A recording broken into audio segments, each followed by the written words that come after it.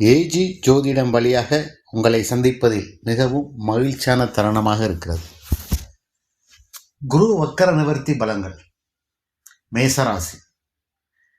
குரு பகவான் 13/3/2026 அன்று வக்கர நிவர்த்தி எடுகிறார். நேர்கதியில் பயணமாகிறார். ஒரு 5 காலமாக வக்கரம். சுபக்கிரகம் வக்கரமானால் சுப பலன்களை தர அதுக்கு அந்த குருவால் முடியாது. இப்போ 5 மாதம் யாருக்குமே பெரிய லெவலில் குரு பகவான் ஒரு நல்லது செய்யல. மேசராசி அன்பர்களே, ராசிக்கு 3ஆம் இடமான முயற்சி, தைரிய, வீரிய, இளைய சகோதர ஸ்தானத்தில் மிதுன ராசியில் இருந்து வக்கர நிவர்த்தியாகி நேர்கதியில் பயணமாகிறார். பொதுவாக ராசிக்கு 3ஆம் இடங்கிறது நல்ல இடப்பெயர்ச்சின்னு சொல்ல முடியாது. 3ஆம் இடங்கிறது மறைவு ஸ்தானம் தான்.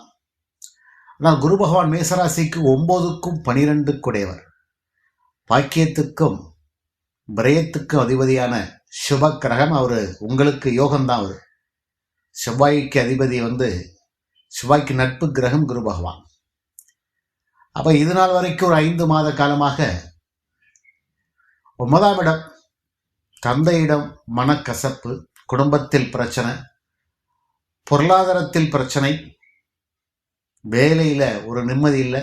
இதை செய்யலாமா, அதை செய்யலாமா, இந்த வேலையை விடலாமா அப்படின்ட்டு அப்படி இப்படி விட்டு ஏதாவது செஞ்சு பார்த்தோம், ஒன்றும் இல்லை, கை காசு தான் செலவாயிட்டு, விரயமாயிட்டு அப்படின்னு கொஞ்சம் வருத்தப்பட்டு கொண்டிருக்கிற மேசராசி அன்பர்களுக்கு இந்த குரு வக்கர நிவர்த்தி நேர்கதியாக பயணமாகிறது ரொம்ப நல்லா இருக்கும். 3ஆம் இடம் சுமாரான இடமானாலும் குருவுடைய பார்வை நல்லா இருக்கும்.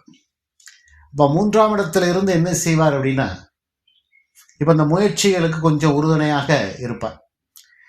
விட்ட வேலையை பிடிக்கலாமா அல்லது வேற வேலைக்கு போகலாமா அப்படின்னு முயற்சி பண்ணிங்கன்னா கிடைக்கும். மூத்த சகோதர இளைய சகோதரர்கிட்ட இருந்து உங்களுக்கு ஒரு நல்ல எதிர்பார்ப்புகள் கிடைக்கும். ஒரு நல்ல நீங்கள் என்னன்னு கேட்டிங்கன்னா அவங்க உடனே கொஞ்சம் பரிசீலனை பண்ணி ஏதாச்சும் செய்வாங்க, ஒரு உதவி செய்வாங்க. கஷ்டப்பட்ட காலத்தில் இப்போ தான் அவங்களுக்கு உதவி செய்ய எண்ணங்கள் வரும். குருவுடைய பார்வை பலன் நல்லா இருக்கும். வக்கர காலங்கிறது ஒரு குடிகாரனை போல் இதை செய்யவா அதை செய்யவா அப்படி தள்ளாடக்கூடிய ஒரு முழுமையான நல்ல பலன்களை செய்ய முடியாமல் இருந்த குரு பகவான் இப்போ நேர்கதியில் பயணமாகிறார். ராசிக்கு 7ஆம் இடத்தை பார்க்கிறார். துலாம் ராசியை பார்க்கிறார். 5ஆம் பார்வையாக பார்க்கிறார். அப்போ மனைவி வழி யோகம் இருக்கும்.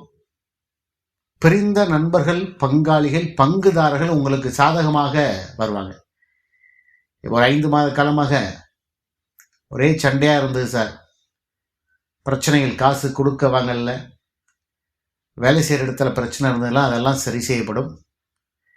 நான் 5ஆம் இடத்தை பார்க்கறதுனால 7ஆம் இடம் உங்கள் ராசிக்கு அது 7ஆம் இடம் கலத்திரஸ்தானம்.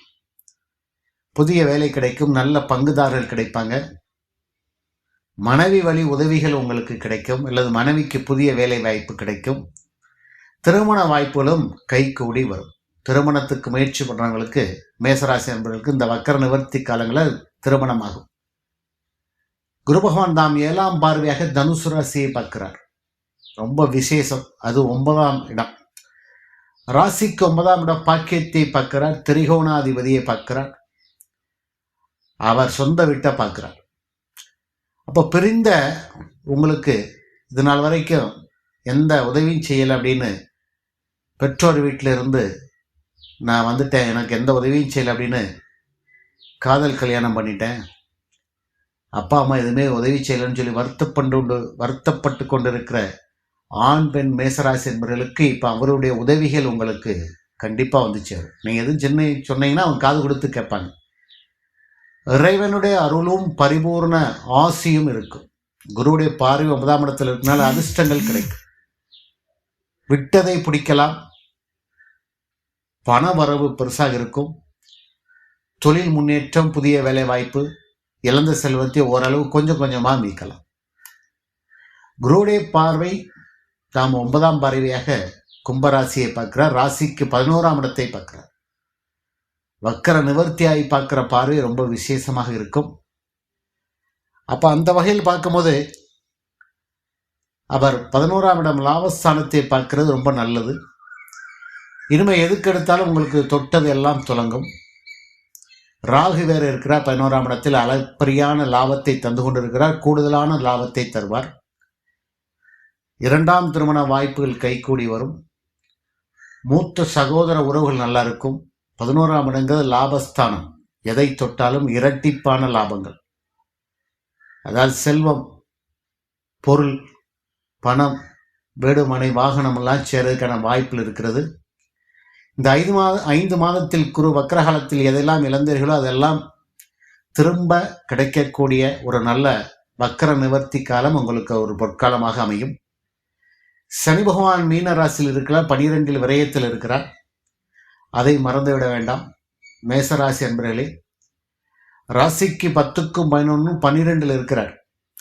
இப்போ குரு எதுவும் கொடுக்க ஆரம்பிச்சார்னா நல்ல சுப விரயமாக மாற்றிக்கிடுங்க. மீண்டும் அவங்க சொன்னாங்க இவங்க சொன்னாங்கன்னு சொல்லி தேவையில்லாத முதலீடு பண்ண வேண்டாம். தெரியாத தொழில்களை காலை விட்டு இறங்கி பின்னால் கஷ்டப்படாதீங்க. தெரிஞ்ச தொழிலை மட்டும் பண்ணுங்க. இல்லை வேலைன்னா வேலைக்கு போயிருங்க, அடிமை வேலைக்கு போயிருங்க. அதான் ரொம்ப நல்லது. ஏன்னா 7.5 சனியின் முதல் சுற்று சனியாக அவர் இன்னும் வந்து விட்டார். 1 வருஷம் காலம் ஆச்சு. 12 இருக்கிறார். விரயத்தை தர காத்திருக்கிறார். அப்போ அவர் லாபங்களையும் விரயப்படுத்துவார், தொழிலையும் விரயப்படுத்துவார். தொழிலில் எந்த மூலதனமும் பண்ணாமல் பார்த்துக்கிடுங்க. சனி 12 இருக்கிறார். மேசராசி நண்பர்களே, குரு வக்கர நிவர்த்தி உங்களுக்கு ஒரு பொற்காலமாக அமையும். இந்த வீடியோ பிடிச்சிருந்தா லைக் பண்ணுங்கள், ஷேர் பண்ணுங்கள், சப்ஸ்கிரைப் பண்ணிவிடு. நன்றி, வணக்கம்.